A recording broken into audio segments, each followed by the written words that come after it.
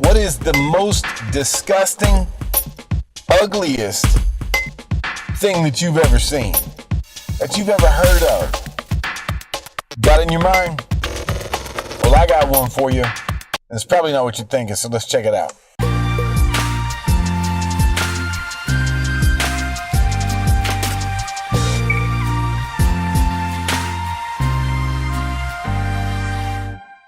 What's up? This is Zach with Quest for Greatness, and I'm about to show you one of the most disgusting things in the world.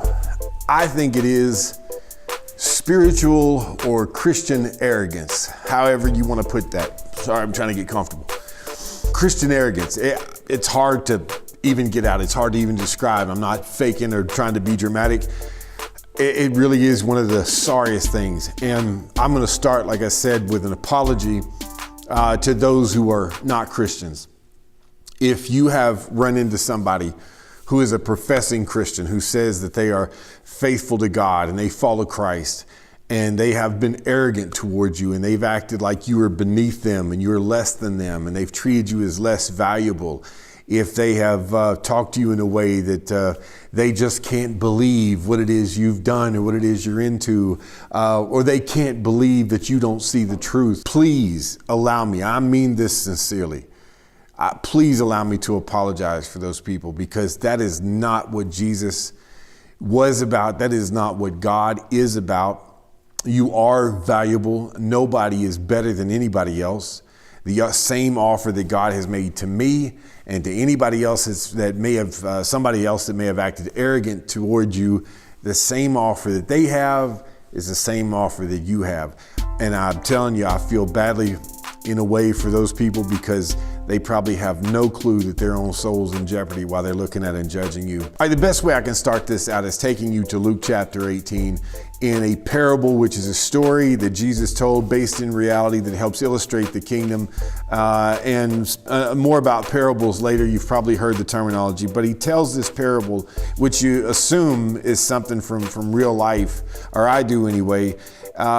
In Luke 18 and verse 9 in the ESV, he says, he also told this parable to some who trusted in themselves that they were righteous and treated others with contempt. So here's my proof for the non-Christians out there. I'm showing you that this is not what Jesus was ever like or ever about.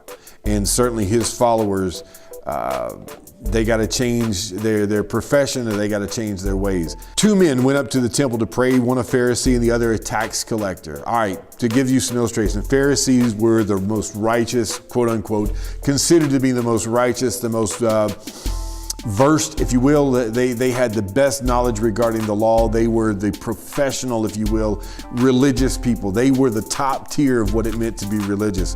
And many of them struggled with pride, but they were the ones that people looked to when you talked about somebody who's pious, somebody who's devoted to God. They were the Jews of Jews back then.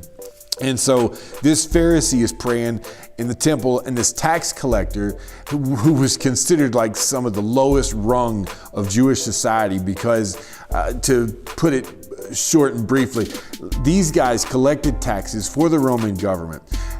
If I understand correctly, the Roman government didn't pay them, so whatever they were going to make for doing their job, they had to sort of skim off the top, or they had to charge extra.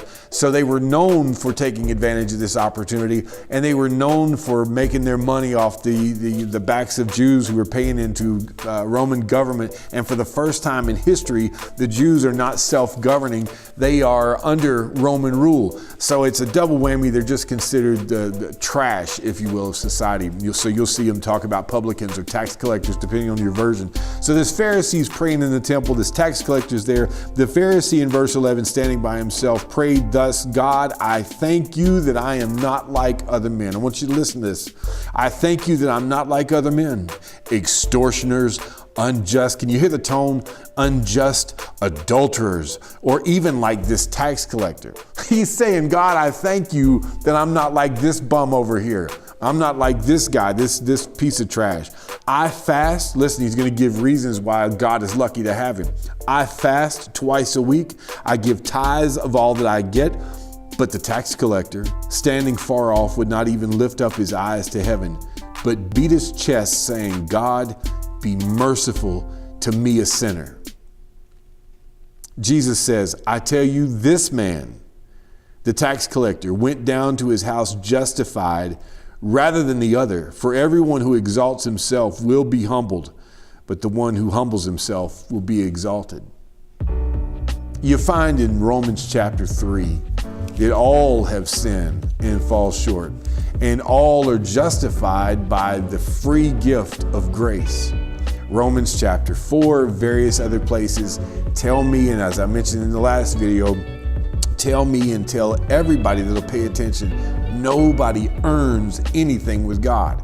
I'll never do enough. It's not even about doing enough. It's not about stacking chips, if you will, to please God and building up credit so God will owe me salvation or owe me heaven or owe me righteousness. Not in the least. So nobody's any better off. We are all guilty. We all struggle. The only difference between a Christian and a non-Christian is somebody who's obeyed the Lord and somebody who hasn't. But Christian arrogance, when you think about somebody bragging about a gift, that'd be, bragging about a gift that you had nothing to do with as far as earning it. Bragging about your righteousness. Man, every one of us have to practice confession as far as I'm talking to you, Christian. And for those of you who might think, I've noticed these people and wow, they sure are bad. You better check in the mirror. I've been guilty of this too, and I'll tell you a story in a minute. You better check in the mirror and make sure this isn't your attitude to somebody else, to somebody who's panhandling, to somebody who's caught up in a terrible lifestyle. For anybody out there, you better make sure that you never ever look down on somebody else and that you're never arrogant about who you are, because you haven't accomplished anything without Jesus, and neither have I. In Philippians chapter 2 and verse 5, it says, have this mind among yourselves, which is yours in Christ Jesus. Same mind that Jesus had. He's saying, I want you to have this mentality. All right, so goes on to say the following in verse 6, who though he was in the form of God, did not count equality with God a thing to be grasped, or instead made himself nothing, taking the form of a servant, being born in the likeness of men, and being found in human form, he humbled himself by becoming obedient to the point of death, even death on a cross. So that should be my mentality. He says, made himself nothing. One translation says he made himself no reputation. Another one says he emptied himself. Now that's supposed to be my goal, which is not a popular goal, which is not, I need to build up my name, my rep, how people see me and my respect and all that, but to empty myself, to become nothing, which makes this arrogance disgusting. By the way, in Proverbs chapter 6, I know I'm jumping around, but I'm trying to make this brief. In Proverbs chapter 6, and around verse 7 and 8 there, where it starts talking about the 6 things that God hates and the seven are an abomination. The first thing he says about things that God hates is a haughty look or a proud look or an arrogant look. I've been guilty of that. Just to look that way, to not show humility. God says he hates it. They're an abomination to him. In Luke chapter 17, did it again. Luke 17. We were in Luke 18 talking about the Pharisee and the tax collector. What a disgusting story once again of this guy who just acts like God's lucky to have him on his team, if you will. And I thank God that you didn't make me like this slob over here. It sounds hideous, but man, I'm telling you that stuff happens. It happens amongst Christians sometimes where we start stacking credentials with each other and stuff like that. So you have that. But in Luke 17, beginning in verse 7, this is the mentality. We've already looked at the mindset of Jesus in Philippians chapter 2, and that should be my mindset, to make myself nothing. If God himself can come here and live on this earth and be nobody, as was prophesied in Isaiah 53, then I should take that same mentality into my life and empty myself, make myself no reputation, and be nothing except a vessel for God. Luke chapter 17, beginning in verse 7, this is the mentality.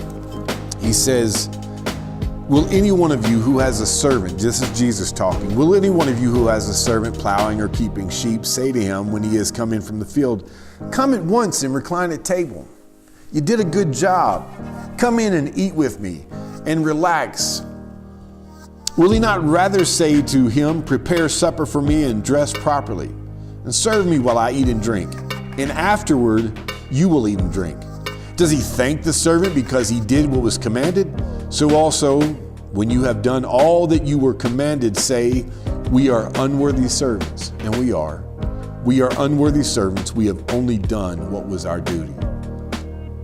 It's just what the Lord wants. It's my responsibility. It's my way of showing my gratitude to my God, to the God who has saved, offered salvation for all of us, who has blessed me with this gift, with this opportunity. And it's just my responsibility. It's my sacrifice. It's not what I owe, but it's a way of showing God how much I appreciate, how much I love Him. So how am I ever going to brag about that? How am I ever going to be proud? It's one thing to be arrogant. It's one thing to be proud about secular things, but Christian arrogance, to act like I'm better than you, to look down my nose. And if you've ever caught yourself doing that, I've been guilty. I'm not sitting in front of you as somebody who's got it figured out and who does it all right and is telling you how to do it. But when you think about those thoughts that you've had, remember these passages. Please don't ever be wearing the most disgusting, the ugliest look you can possibly wear. Now, I'll tell you where I saw this and was guilty as well. But I used to go to a certain lectureship.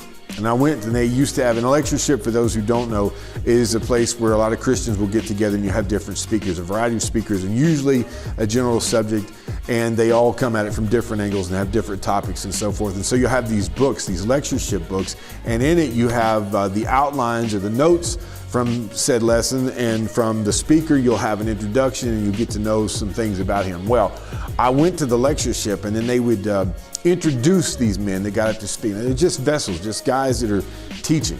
But they would introduce these guys and go through these long spiels, these long drawn out, this guy has done this, and he's preached in 20 states, and he's been doing it for 40 years, and he's helped baptize, blah, blah, blah, blah, blah. And all these things like credentials. Like, okay, so now this guy's really, and I started wondering, like, who's getting the credit here? The guy that's speaking or God? All right, so that's enough in and of itself. Then I went back and got, one of these lectureship books, and I started reading it. And you see all this stuff listed, and you think, man, they're just pumping these guys up. God's not getting the glory here. You may agree or disagree. Then they asked me to be on a lectureship because I was at a school of preaching. They said, we want you to be on a lectureship. And I had like 5 minutes, which was a lot of time to fill up. So they say, we want you to write your bio. And I was like, oh, you mean that stuff under my picture in the book? And it clicked that all that stuff those people were saying were written down by those guys who were like given this big long list of stuff they did for God. I was like, man, and then I did it. I wrote my own and fell into the trap. Some of it may be innocent enough, and I'm not judging all those, but it just didn't look like Philippians chapter 2 to make yourself nothing, no reputation. Look, we're all preaching from the same Bible, the same word. That's the point. None of us does anything that's great in that sense, unless God calls it great, unless He's made it great. I'm Zach. This is the Quest for Greatness. I hope this helps. More to come on this subject. Let me know what you think so far. If you have suggestions about passages or verses, if you have questions about this, please get involved. Look, for my brothers and sisters especially, I know you see these posts, but share this with other people. Get the word out. And if you have ideas, things that you'd like for me to cover, questions, whatever the case, complaints, all of it, let me know, private message, comment on the videos, and be on your own journey. Be on this quest for greatness. By the way, one other thing real quick. That concept, quest for greatness. It's not greatness, as you can already tell, in my eyes or in your eyes, but greatness is God defines. That's the whole point. I have somebody outside of me who tells me what that is and what to reach for, and we'll develop that as we continue on. Have a good one. I'm out.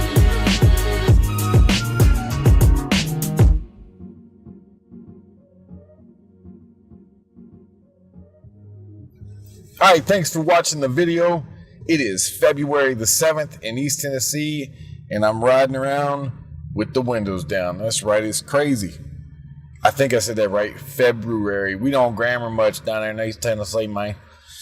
Anyway, there is a part 2 to this video coming up Monday, so make sure you check it out. Just some more information on how to deal with Christian arrogance, how to keep it out of my mind, out of my life, and how to deal with it when you come face to face from somebody else.